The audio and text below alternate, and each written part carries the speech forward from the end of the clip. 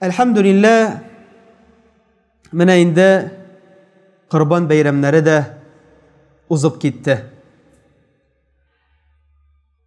Алар турында күп сөйләнелде.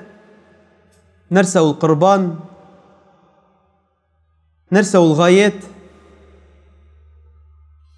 Һәм elhamdülillah, булдыралганнарыбыз Qurbanнарны чалдылар.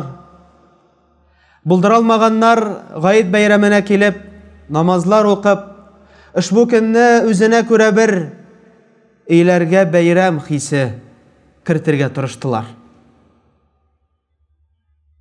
Һәм инде Аллаһ субханаһу ва тәала һәрберебезнең дә шушы көннәрне кылган изгелекләребезне биркрәк тә менә шушы айда, Зүлхиҗҗә аенда кылган изгелекләребезне Аллаһ тәала кабул итсен.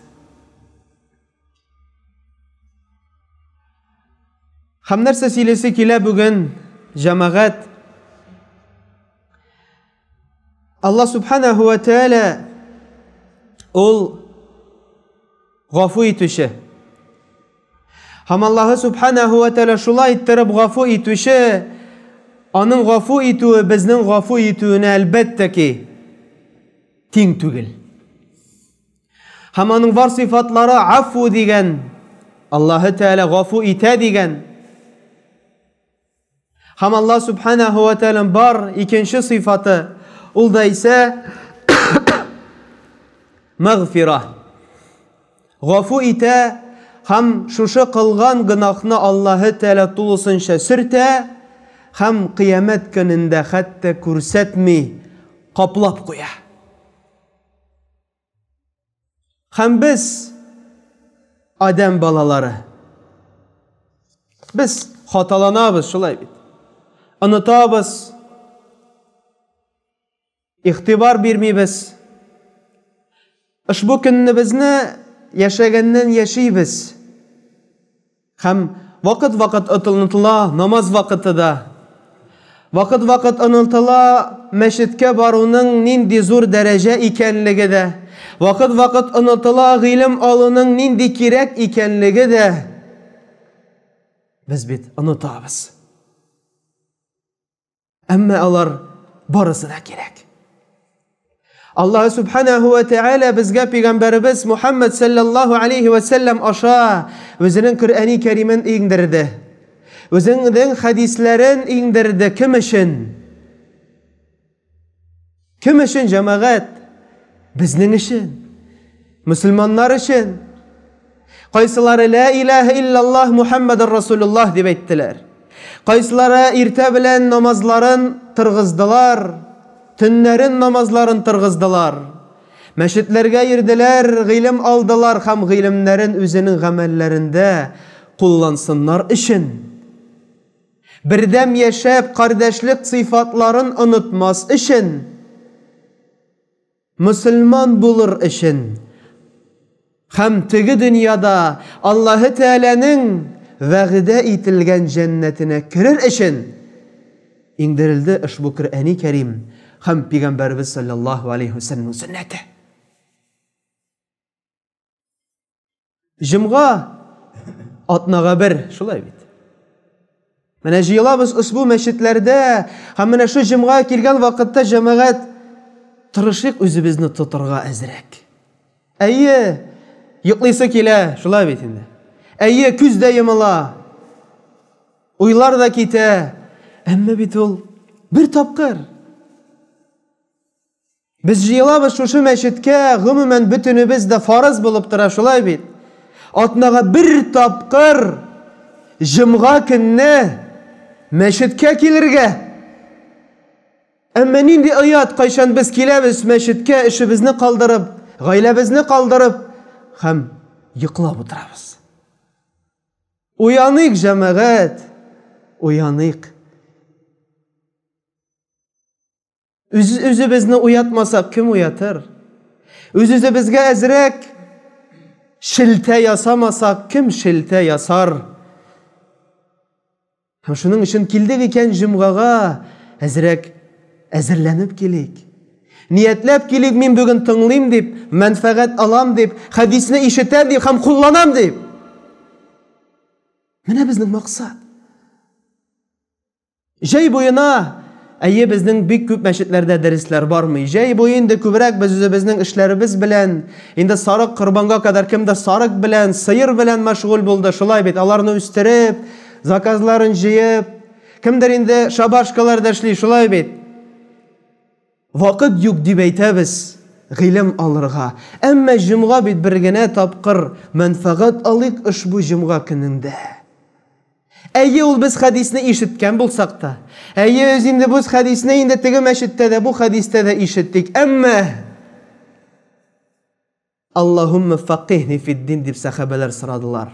Кайсылары пәйгамбәребезнең күп хадисләрен ишеттеләр. Ни өчен?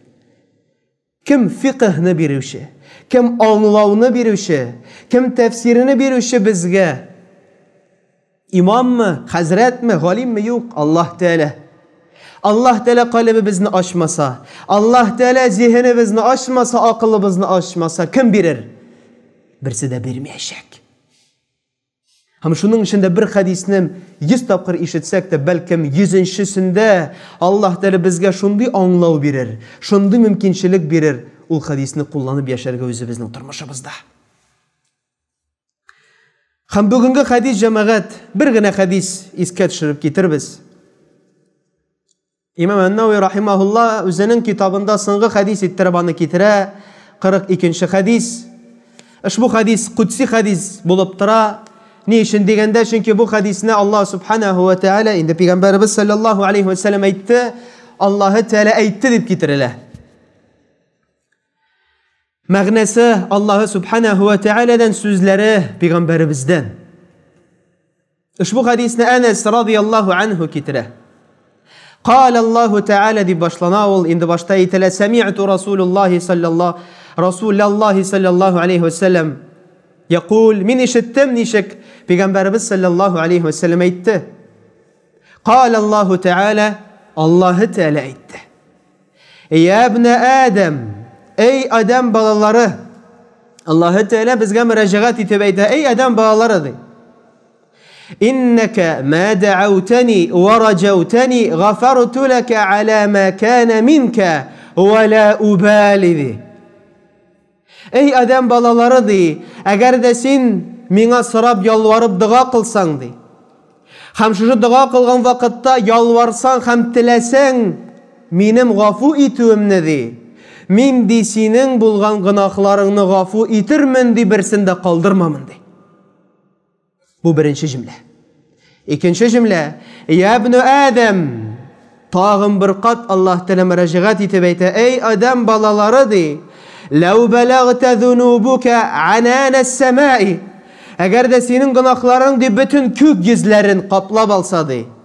Thumma istighfartani ghafartu laka di. Ham şundan soň sen menden istiğfar sorasaň di. Ya Rabbi meni gafu et dip sorasaň di. Ghafartu lak. Men seni gafu etirmen di. Üçüncü cümlesi. Ya ibn Adem ey adam balaları inneke lev eteyteni bi qurabil ardı hataya thumma laqiteni la tushriku bi şey'a la eteytuke bi qurabiha mağfirati. Eğer de sindi adam balaları di, eğer de siz dikilseniz di, bütün jir şarı tulgan günahların bilendi, hataların bilendi. Hem meni işaretsen kıyamet gününde mina bir de şirk kılmışa. Bir de şirk kılmadın.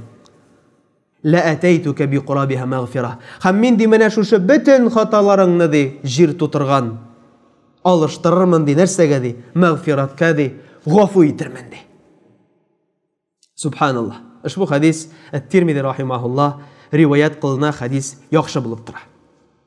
Посланник Аллаха саллаллаху алейхи вассалям сказал Аллах субханаху ва тааля хадис кудси: о люди Адама, о сыны Адама, если вы попросите у меня что-либо, попросите у меня дуа, то я прощу вам все грехи ваши, которые вы совершили, и никакой из грехов не останется.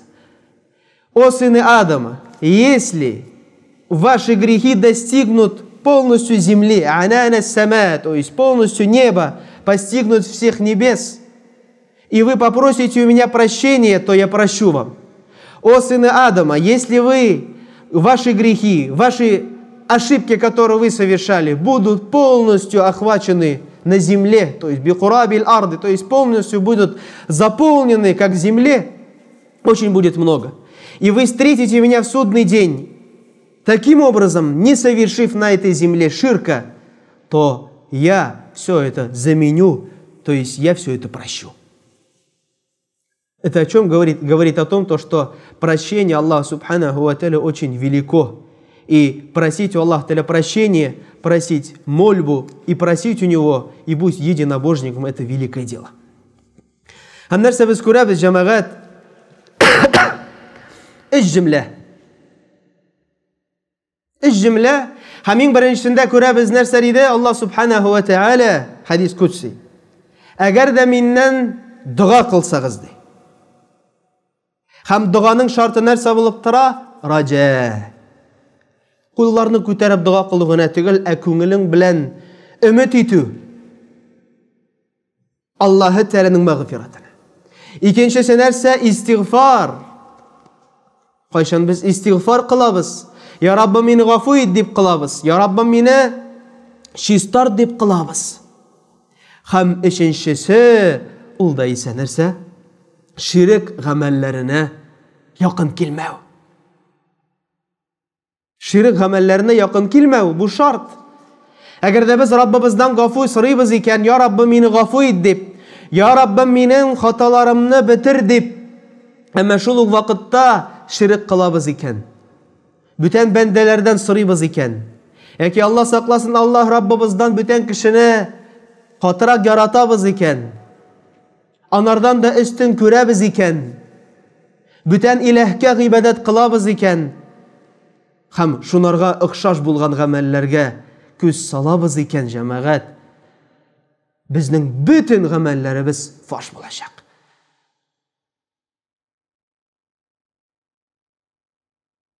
Һәм бу хадистән без шулай аңлыйбыз, җәмәгать, Аллаһ Субханаху ва Тааляның мәгъфираты киң, зур. Нинди генә хата ясасак та, нинди генә ялгышлык ясасак та белик, Аллаһ Субханаху ва Тааля рәхмәт иясе, һәм Аллаһ Субханаху ва Тааля мәгъфират иясе, һәм Аллаһ Тааляның гаделлеге һәм мәрхәмәтлелеге безнең әти-әниебездән дә өстенрәк. Ничек Хаммад ибн Сәләмә радiyallahu anhu сахаба нәрсә дип әйтте? Лау хуйирта ин юхакима йоум ал-қияма, әгәр дә сиңа қиямәт көнендә ди бирсәләр ди сайлау, кем хөкем итсен сине, синең әти-әниеңме, яки Раббым Аллаһ Тәгаләме? Син әлбәттә ки сайлар идең Аллаһ Тәгаләне ди. Чөнки синең әти-әниеңнән дә тагын да рәхмәтлерәк һәм мәгъфиратлырак кем? Аллаһ Субханаху ва Тааля. Бит әти-әниләр, бигрәк тә әниләр ничек үзенең балаларын яраталар. Гел күтәреп йөртәләр, шулай бит. Кызганалар, кая гына барса да, кая гына эшләсә дә, һәр вакытта да күңелендә иң әүвәл кем? Ананың, бала. Әмма шуңа да карамастан Аллаһ Субханаху ва Тааля безнең әти-әниебездән дә мәрхәмәтлерәк. Әмма шуңа да карамастан безнең әти-әниебездән дә Аллаһ Тәгалә гаделлерәк. Һәм шуның өчен, җәмәгать, белик һәм истә тотыйк һәм һәр вакытта да Аллаһ Тәгаләдән сорыйк, я Раббым, мине гафу ит дип. Һәм сораган вакытта әлбәттә ки безнең калбыбыз йокларга тиеш түгел. Сораган вакытта әлбәттә ки безнең зиһенебез булырга тиеш. Кая? Аллаһ Тәгаләдә. Һәм шуның өчен бер вакыт Абу Бакр радiyallahu anhu Пәйгамбәрбез саллаллаху алейхи ва саллям янына килде. Һәм сорау бирде. Беләбез, Пәйгамбәрбезгә һәр вакытта да сахабалар төрле сораулар белән киләләр иде, һәм Абу Бакр килде дә сорады: "Я Раббым, я Пәйгамбәрбез саллаллаху алейхи ва саллям, ирәтте миңа ди, аллимни дуа ди, миңа ди ирәтте бер дуа ди, кайсысын мин намаз вакытларында кыла алам ди." Инде беләбез, без сөннәт нәфил намазларында һәм гомумән сәламгә кадәр Раббана урынына төрле дуалар кыла алабыз, куллана алабыз. Һәм Пәйгамбәрбездән сорады: Аллимни дейс. Үйрет миңа шундый дуга, кайсысын мин намазда кыла алам ди. Һәм Пәйгамбәрбез ни дуга өйрәтте? Аллаһумма инни заламти нафси зулман кафира ва ла ягфиру зунуба илля ант фагфир ли магфирatan min индик вархамни иннaka антал гафур рахим. Бу кемнең дугасы? Монда берничә өлештән тора һәм иң беренче сүзләре кемнең сүзләре? Адам алейхиссалам һәм Хава анабызның сүзләре кайчан алар Аллаһы Тәгаләне тыңламыйча ашадылар. Аларга ярамый торган ризыкны һәм нинди дуа кылдылар? Аллаһумма инна заламна анфусана. Дәреслектә Раббыбыз без үзебезгә зулымлык китердек. Фагфир лана магфирatan min индик вархамна иннака антал гафур рахим. Һәм безгә үзеңнең рәхмәтеңне ирештер, һәм безгә үзеңнең мәгъфиратыңны ирештер дип сорадылар. Һәм менә моны да инде Пәйгамбәрбез саллаллаһу алейхи ва саллям Абу Бакрга һәм барыбызга да өйрәтте менә шушы дуганы җәмәгать. Һәм кылыйк иш бу дуганы. Намазда булсынмы, намаздан тыш булсынмы? Чөнки бу дуганың асылында нәрсә? Без үзебезнең зулымлык китергәнебезне таныйбыз, без үзебезнең гөнаһыбызны таныйбыз һәм Раббыбыздан мәгъфират сорыйбыз. Инде Аллаһ субханаһу ва тааля һәрберебезнең дә калыпларыбызны чистартсын. Һәрберебезнең дә, я Раббым, инде үзеңнең мәгъфиратыңа ирешергә насыйп ит. Бу дөньяда да һәм теге дөньяда синең каршында басып торганда, я Раббым, инде һәр барчабызның да безнең кылган, белеп һәм белмәй кылган гөнаһларны гафулардан кыл. Инде, я Раббым, син рәхмәт иясе, син мәгъфират иясе. Инде барчабызның да монда утыручыларыбызның, я Раббым, кылган хаталарыбызны, кылган, я Раббым, ялгышлыкларыбызны гафу кыл, я Раббым, син гафу итүче, синнән генә сорыйбыз. ربنا لا تزغ قلوبنا بعد إذ هديتنا وهب لنا من لدنك رحمة إنك أنت الوهاب. Мы работаем для вас. Поддержи наш проект. Не забудь поставить лайк этому видео, подписаться на канал и включить уведомления.